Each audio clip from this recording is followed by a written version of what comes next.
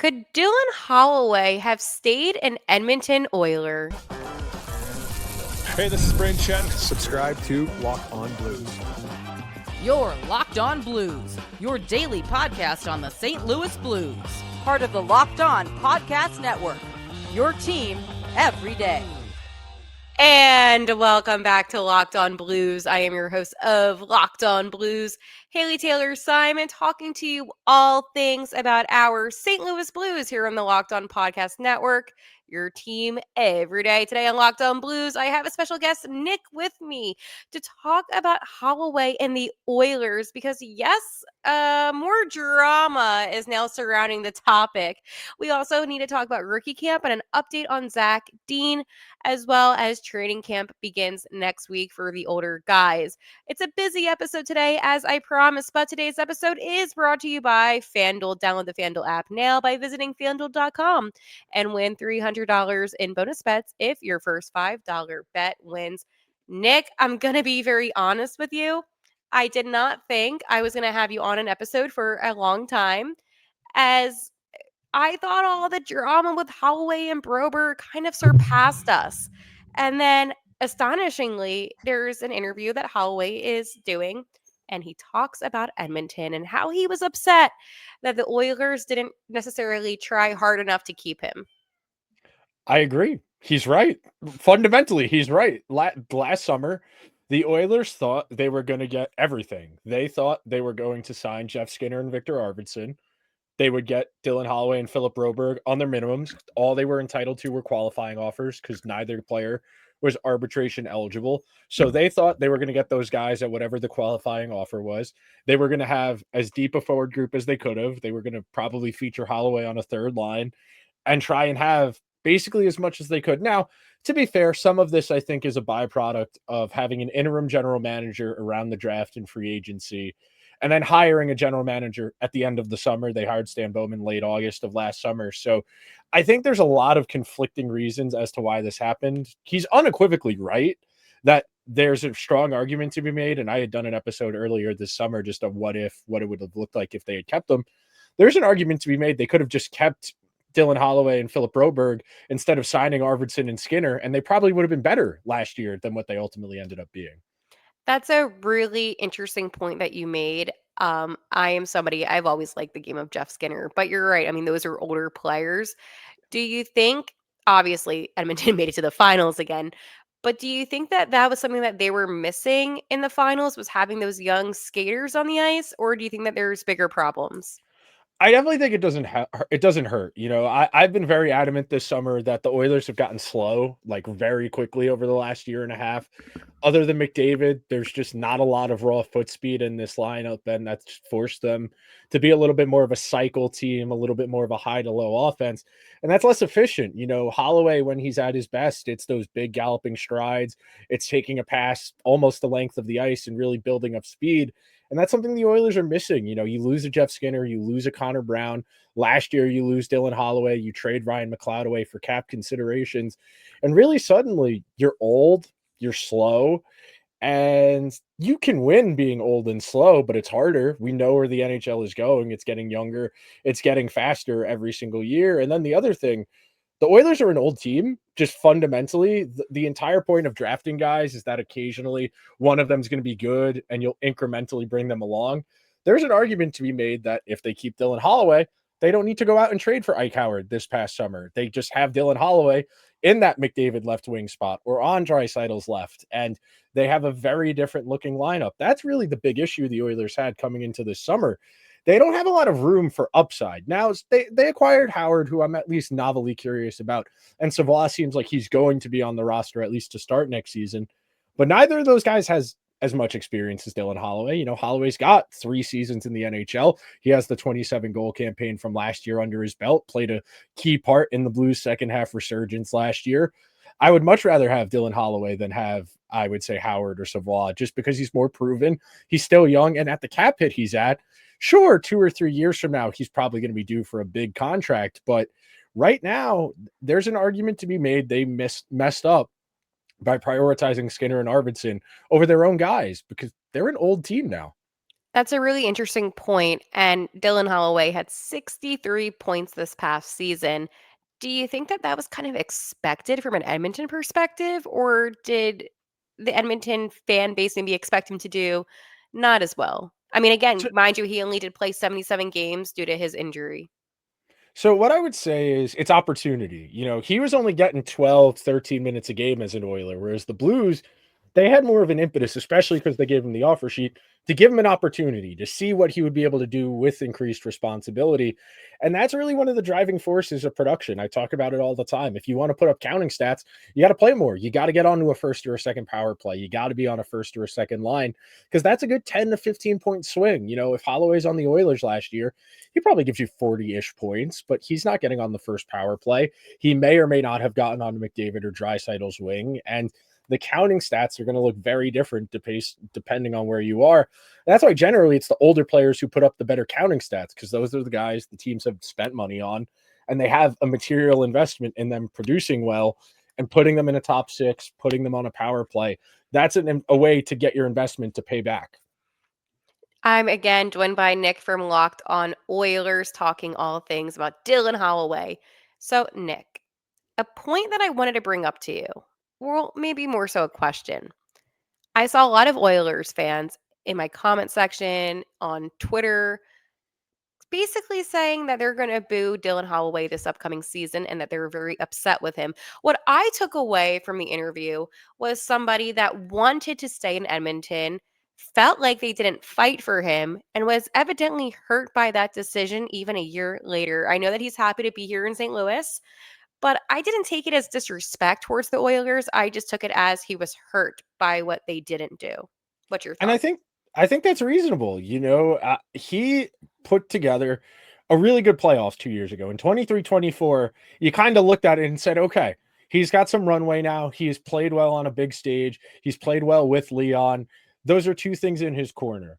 And again, if they don't sign Skinner or Arvidsson, even just one of those guys, they could still have afforded to match the offer sheet for Holloway. And I do think to some degree, it is part of the risk you run when you try and play the qualifying offer game where you don't think anybody's ever going to offer sheet your guys. But if you let it sit there, you run the risk. And it's very infrequent. It's happened 3 times in the last 10 years. It's not that often. But the Oilers, they played with fire and they got burned for it. They didn't prioritize their own guys. They thought, nah, they'll be fine. They will sign their qualifying offer. We're gonna have as deep a lineup as we possibly can. And the other trickle down effect, which I didn't mention, if you have Broberg, maybe you don't need to trade a first round pick for Jake Wallman. Maybe you have that first round pick for something else at the trade deadline last year, and maybe you shoot a little bit higher than Trent Frederick to round out your lineup. There are a lot of downstream repercussions for the way last summer went and what they ultimately chose to prioritize. So let me ask you this. If you had to go back in time and you're GM of the Edmonton Oilers and you could only offer one of the players a qualifying offer, well, I guess to match the offer sheet, right? Would you rather have Broberg or Holloway? That's a good question. I think it depends on whether or not we still sign Skinner or Arvidsson. If you Um, sign let's say for the sake of things, you have the money to do so. So I would prioritize Holloway just because I feel that foot speed is something that forward group is really lacking once you get past McDavid. Like, yeah, Matthias Janmark is extremely fast in a straight line, but he doesn't actually do anything once he has the puck in the offensive zone. And that raw foot speed is only so useful if it doesn't have a functional hockey application. And the Oilers aren't they're not like cement boot slow, but they're not fast. And it sticks out when they play teams that are fast. And it's forced them to change their style a little bit to a bit more of a cycle team. And cycle offenses are inefficient. We all make fun of the Hurricanes only being able to score 2 goals a game in the playoffs for a reason.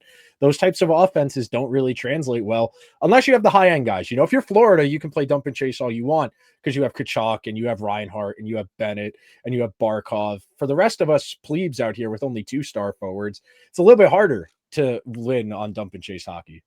That's some really good insight, Nick. And I'm going to end with a fun question. Do you think this is going to be the last time that we talk about maybe the drama between the Blues and Edmonton with Holloway and Broberg? Probably not. Okay. Probably not. You're being I realistic. I assume there's going to be a contract extension at some point for these guys, Yep. and one of Howard or Savoie won't be that good this year.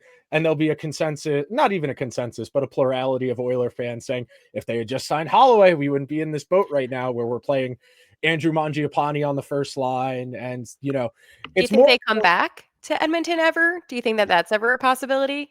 probably not. No, you never say never in hockey, but more likely than not, no. Now, on my episodes of Locked On Blues, I thank Edmonton quite a bit, actually. My last episode, I thanked Edmonton because Edmonton did a great job of developing them. And I'm not trying to be sarcastic, like they seriously did. So it's frustrating. I feel the pain, maybe not to the same extent, but Zach Bolduc, who was one of my favorite guys, got traded. And it sucks when, a player grows with the organization and you're excited to see them blossom into such a fantastic player. And the next second they're gone. So I kind of now sympathize with you with the Edmonton loyal because Edmonton fans are very loyal. Not great to me, but loyal. So I feel the pain because dealing with that trade, that it still hurts. And people say I You need to get over it, but I'm not going to. you do all the work. The hard part is the developing. You Yeah. draft a guy, you give him the year or two in the AHL, you call him up. You did the hard part. Like once they perform, it's just your job to keep them. And that's what's so frustrating about it. Absolutely.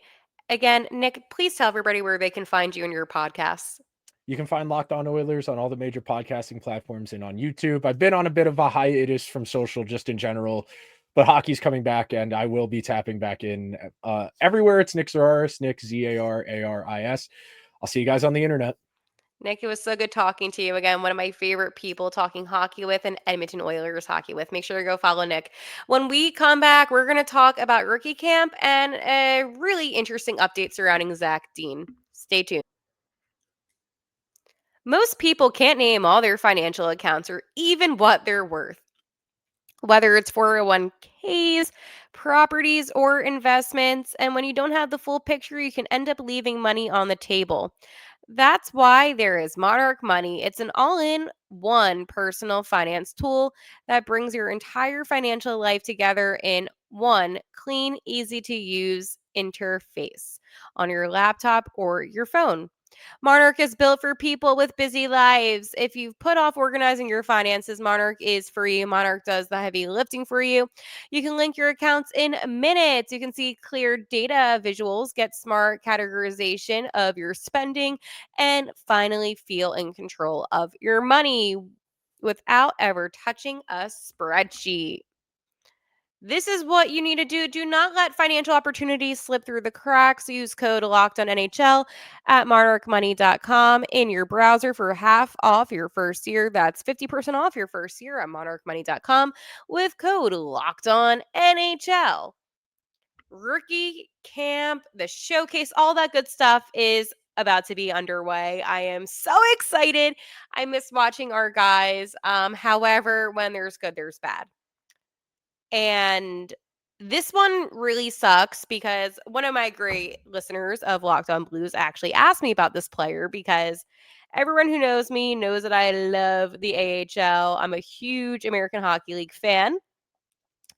And I got this notification, and I'm going to read to you what it says. And it's about Zack Dean. Zack Dean to receive care from NHLPA Player Assistance Program. And this was dated today. The National Hockey League Players Association and National Hockey League announced today that forward Zack Dean of the St. Louis Blues will be unavailable to his club for an indefinite period while he receives care from the Player Assistance Program of the NHLPA and NHL. Under the terms of the joint program, he will return to the club when cleared for on-ice operations by program administrations. Yeah. That one, that's hard for me, honestly, because you always want the best for the players. And again, we hope that he gets the care that he needs. And again, there should be discretion. It shouldn't be publicize as to why, right? That's not our business. This is personal. Now, there were people that said, why do we need to know this? This is none of our business. And I think that a lot of people would have questioned why he wasn't at camp. And I think that, not to say like that's fair, but I can understand people wondering where Zack Dean was, right? And it, it's hard to put into words as I don't want to know, right? I don't want to know why he's in the program. The program's there for a reason. And what I can say is it's going to be a loss. He's a fantastic player, a player that I really enjoy. But I feel like that's selfish of me to be like, oh, well, I'm going to really miss him if, it is what it is. But sending all my best wishes to to uh to Zack Dean. It does suck. Um, so we have a lot of stuff going on here. So what I'm going to talk about for the next couple minutes is going to be the rookie showcase. Listen, this rookie couple games that they have, this is huge. I mean, there's so many talented rookies, and I do believe that the Blues are doing a fantastic job developing their players. And this is something that I've been saying for a while. This is not new. This is not coming out of the woodworks. This is how I've always felt. So for me personally, I am so ecstatic for the rookies. Now, it also was announced today that Justin Carbonneau signed his 3-year entry-level contract. So that was good. Oh, also really fast, and I'm going to talk more about training camp in just a minute. But um going back to Zack Dean, and I forgot to mention this, he was one of the 53 players that was invited to camp. So I understand that that's why they probably put that out there, just because he was invited. However, at the end of the day, obviously you want, your players to be healthy and to feel good. But it's one of those things that I know I'm being a little bit repetitive here, but in my notes it just sucks. And yeah, so but Justin Carbonneau, I mean, I am so excited about him and what he's going to do. And especially with, the games coming up, like this is just like a very good opportunity for him to shine, right? And when you think about prospects too, like you're excited to see the guys like a Jimmy Snugger, a Dvorsky, a Jakob Stansel, but there's so much talent. And I think I loved when I was talking to Nick about the talent, right? It's when a team is able to develop players, usually your franchise will be good. Not saying great, but usually good because the young talent is what is this current NHL. I mean, this isn't a dump and chase league anymore. This is a league where you have to have good puck possession, good skating skills, like the fundamental basics to playing good hockey.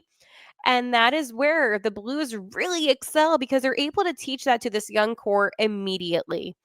And I encourage you, if you have not watched any AHL hockey, I encourage you to watch some T-Birds hockey this upcoming season. I promise you it is worth it. And again, for what it's worth, this is a very good team. I know they didn't make as many moves as maybe we would have liked. And again, I share your frustration. However, they had their media tour today. Like, there's a lot of good things coming for the Blues. And I can't wait. They painted the ice today. It's beautiful. Enterprise looks amazing. Um, Jordan Biddington, he's on number 7 of the top 10 list of goalies in the NHL when he wasn't even ranked last season. Like, things are looking really up for the Blues, and I feel really good about it. But I want to talk to you about training camp next week because this is a time in our fandom that you should be excited and you should get ready because this, I'm telling you, this is a team that you're not going to want to keep your eyes off of. Like, this is a team where you actually like want to watch because of the amount of talent that they have. So, we're going to talk all about training camp. But first, I want to talk to you about my friends over at FanDuel. The NFL season is here, and FanDuel is making sure you're ready for kickoff with a can't miss offer. Right now, new customers can bet just $5, and if your bet wins, you'll get $300 in bonus bets to use across the app. I personally love using FanDuel because I'm obsessed with same game parlays. I always have a nice little parlay for my Eagles. So I usually do Jalen Hurts anytime touchdown, always usually comes true. I also do Eagles money line depending on the game. I'm a big money line person. I don't know why. Now, when it comes to rushing yards, of course, say Sean Barkley. I know it's Saquon Barkley, but if you know, you know. I always have him at like 50 plus. It depends. I don't like to do anything too crazy with my parlays. Last week I did Jalen Hurts anytime touchdown, and then I did Eagles money line. I put $5 down and I won $5. So yeah, that's what's up. I can pay for a gallon of gas. Let's go. So are you ready to play? Download the FanDuel app now by visiting FanDuel.com to get started. That's FanDuel.com to place your $5 bet. Training camp begins next week. It's next Thursday. I am so excited to see our guys in action to hit the ice, but it would not be training camp or training camp preview episode if I didn't tell you who was invited to training camp. Um, I'm going to honestly just say the names of players that I care about because there are 53, and I'm not going to go over the whole entire 53 name roster for camp. So and I'll just talk about guys that are mostly going to be on the team. So we have Texier, Shen, Turchenko, Robert Thomas, Jimmy Snuggerud, Pius Suter, Jordan Kyer, Nathan Walker, Otto Stenberg, Sam Bidden. I'm a big Sam Bidden fan, actually. Dvorsky, Natika Alexandrov, Jake Neighbors, Justin Carbonneau, Oscar Sundquist, Matthew Joseph, Dylan Holloway, Adam Yucko, Bucci, Stancil. I think he'll make it. Defense, Broberg, Fowler, Logan Mayu, Adam Juracek. That's my guy. Theo Lindstein, Hunter Skinner, Leo Loof, Matthew Kessel, maybe, Colton Pareko, Justin Folk, Tyler Tucker, Quentin Burns, Lucas Fisher. I'm a big Lucas Fisher fan. Bennington, Hofer, Will Cranley,